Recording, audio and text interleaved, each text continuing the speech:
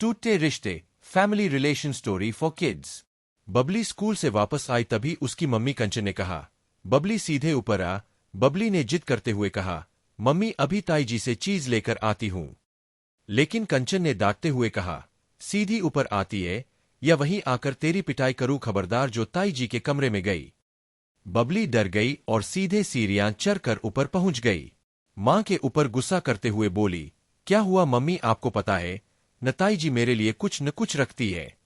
अभी स्वीटी भी आ रही होगी, वो सारी चीज उसे दे देंगी। मैं ऐसे ही रह जाऊंगी, वो मुझे देगी भी नहीं। कंचन जी ने कहा, खबरदार जो आज के बाद ताई जी के पास गई और स्वीटी को भी मैं देख रही हूं, उसे भी आते ही सीधा ऊपर बुलाती हूं।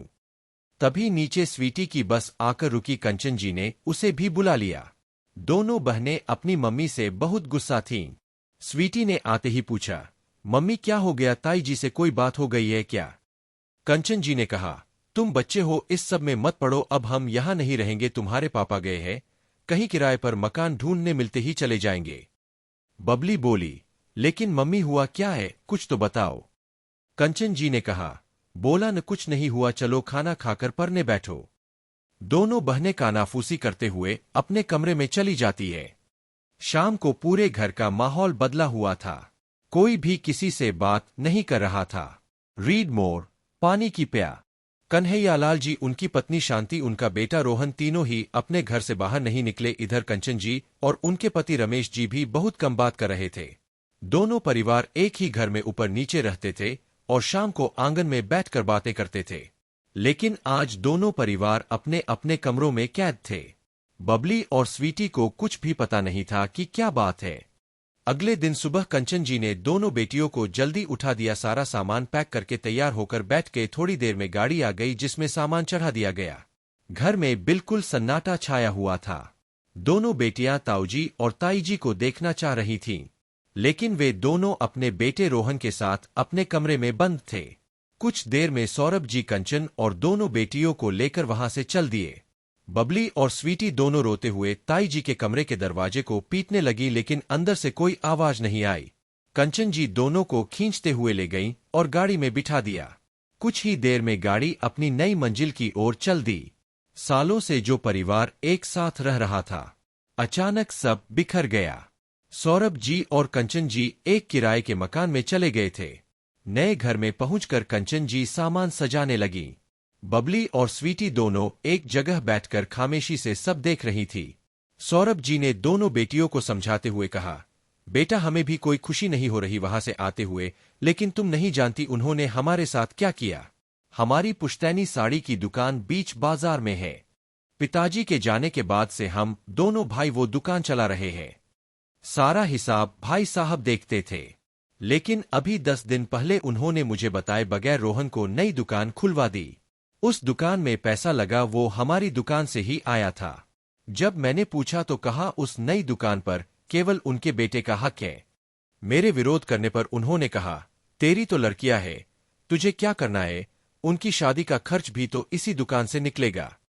इतनी बेईमानी सहकर मैंने मकान और दुकान में से अपना हिस्सा मांगा तो भाई साहब ने कहा जैसे रह रहे तो रहते रहो, मैं कुछ नहीं दूंगा। इसलिए हम अलग होकर आ गए। मैं अब कपड़े की सप्लाई का काम करूंगा। यकीन नहीं होता कि बड़े भाई होकर सारे बिजनेस और मकान पर कब्जा करके बैठ गए। बबली और स्वीटी को ये बातें समझ नहीं आ रही थीं, लेकिन धीरे धीरे कंचन और सौरभ ने उनके मन में ताऊजी और ताईजी के लिए नफरत भर दी थी। धीरे धीरे समय बीत रहा था। अब कभी कभी बाजार में या स्कूल से आते जाते रोहन या ताईजी दिख जाती थीं तो दोनों बेटियां उनकी तरफ देखती भी नहीं थीं। इसी तरह 4 साल बीत गए। इस बीच दोनों परिवारों में कोई बात नहीं हुई।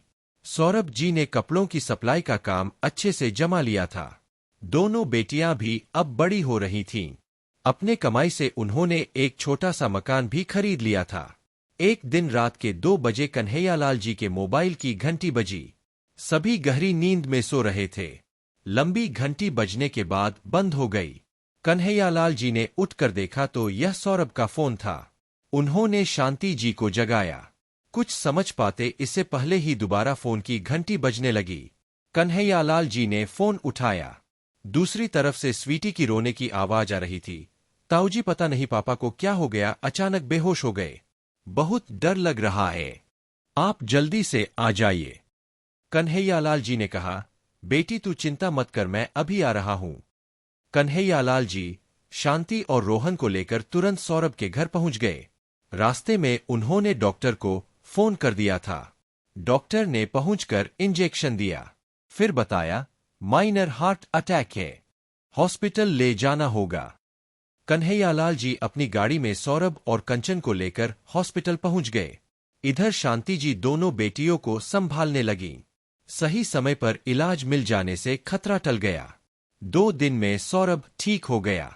दोपहर के समय शांति जी दोनों बेटियों को लेकर हॉस्पिटल पहुंच गईं। स्वीटी पापा को देखकर रोने लगी। ताऊजी मुझे कुछ समझ नहीं आया, मैंने बस आपको फोन कर दिया। एक बार लगा आप बात नहीं करोगे, लेकिन आपने मेरे पापा को बचा लिया। कन्हैयालाल जी बोले, तेरा बाप बाद में है, पहले मेरा छोटा भाई है। कंचन ने कहा, दीदी आज आप लोग न होते तो न जाने क्या हो जाता, हमें माफ कर दीजिए। उसकी बात सुनकर सौरभ भी बोल पड़ा, हाँ भैया मुझे माफ कर दीजिए, मुझे आपको छोड़कर नहीं आना चाहिए था। कन्हैयालाल जी बोले, तू बस आराम कर, बाकी सब भूल जा, कुछ नहीं हुआ हमारे बीच। तेरे जाने के बाद हमें बहुत पछतावा हुआ। गलती तो इंसान से ही होती है, इसलिए मैंने अपनी पुरानी दुकान तेरी दोनों बेटियों के नाम कर दी है। कागज घर पर रखे हैं, भिजवा दूंगा। सौरभ बोला, नहीं भैया मुझे कुछ नहीं चाहिए, बस वादा कीजिए अगर मुझे कुछ हो जाए तो मेरे परिवार का ध्यान रखना।